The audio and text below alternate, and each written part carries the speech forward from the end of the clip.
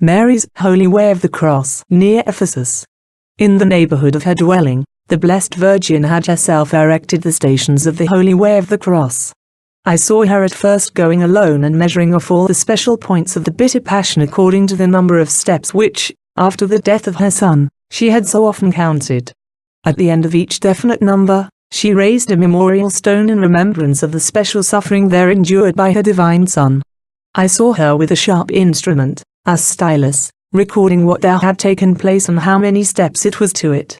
If a tree happened to be standing on that particular spot, she marked it as one of the stations, of which there were 12. The way led to a grove, and there was the Holy Sepulchre represented by a cave in the side of a hill. After all the stations were definitively marked, the Blessed Virgin made the Holy Way with her maid in silent meditation. When they reached a station, they sat down, meditated upon the mystery and its signification, and prayed. By degrees, the whole route was improved and more beautifully arranged. John gave orders for regular monuments to be set up. I saw also the cave representing the sepulchre being cleared out and made more suitable for prayer. The memorial stones lay in hollows of greater or less depth, which were covered with grass and flowers and surrounded by a hedge. They were of polished white marble. The thickness of the underlying surface could not be seen, on account of the grass. The faithful, when performing this devotion, carried a cross about a foot in length with a support which they placed in the little hollow on the upper surface of the stone while they were meditating, either kneeling or prostrate on their face. The path that ran in a hollow around the stone was wide enough for 2 persons to walk side by side. There were 12 such stones. When the devotion was ended, each was covered with a mat. The sides and base of all bore similar inscriptions in the Hebrew characters, but the hollow places in which they rested differed, some being larger, others smaller. The first station, or that of the Mount of Olives, was in a little vale. There was a small cave in it, in which several could kneel together. The Mount Calvary station was the only one not in a hollow. It was on a hill. For that of the Holy Sepulchre, one had to cross another hill on whose opposite side stood the memorial stone in a hollow. Thence one descended to the foot of the hill and into the tomb itself, in which later on Mary's remains rested. I think this tomb is still in existence under the surface of the earth, and that it will come to light someday. Whenever I saw Mary making the Holy Way of the Cross, she wore an overgarment that fell in folds down the back as far as the feet. It was laid over the shoulders and was fastened under the collar by a button. It was girded round the waist, thus taking in the brownish underdress. It appeared to be a festal robe, for in accordance with ancient Jewish customs, a similar one had been worn also by Anne. Her hair was concealed under a yellowish cap, which was pointed on the forehead and gathered together in folds at the back of the head.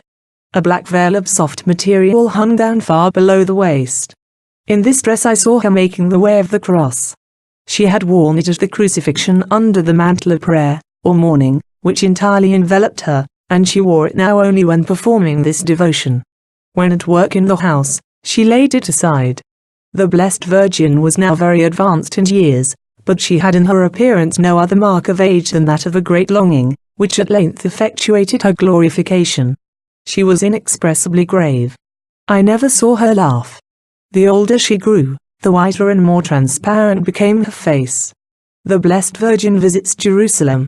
She was thin, but I saw no wrinkle, no sign of decay in her. She was like a spirit. Once I saw the Blessed Virgin and 5 other women making the Holy Way, along which she went first. She was perfectly white and transparent, indescribably touching to look upon. It seemed to me that she was now making the devotion for the last time. Among the holy women who were praying with her, there were several that had become acquainted with her in the first year of Jesus' teaching. One was a relative of the prophetess Anna, and another was the granddaughter of a maternal aunt of Elizabeth. I saw 2 of the women making the Way of the Cross by turns every morning and evening. After Mary had lived 3 years in the settlement near Ephesus, she conceived a great desire to visit Jerusalem, so John and Peter escorted her thither. Several apostles were there assembled, of whom I remember Thomas. I think it was a council, and Mary assisted the apostles with her advice. On her arrival, I saw her in the evening twilight visiting, before she entered the city, the Mount of Olives, Mount Calvary, the Holy Sepulchre, and all the holy places around Jerusalem. The Mother of God was so sad, so moved by compassion, that she could scarcely walk. Peter and John supported her under the arms. A year and a half before her death, she made one more journey from Ephesus to Jerusalem, and I saw her again visiting the holy places. She was unspeakably sorrowful, and she continually sighed, "Oh my son, my son."